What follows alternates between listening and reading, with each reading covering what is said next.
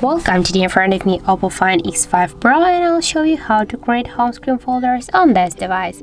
So just hold for a while the application and drag this app to another one, and by this way you can see that we just successfully create the new folder on our device home screen.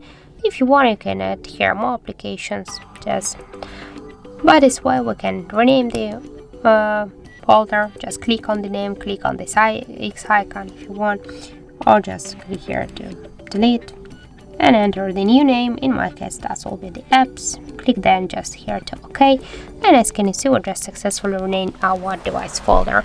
Here also on the screen we can just move this folder by this way. Just hold for a while and drag it to the position where you wanna just hit it.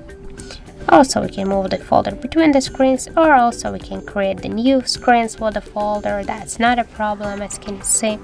And just for example to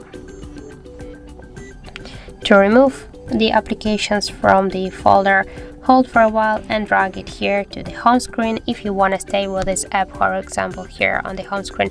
But if you don't want to stay with the app on the home screen, hold for a while and click to remove icon, and by this way you will remove the app only from the home screen, but you will stay also with this application here in the apps menu.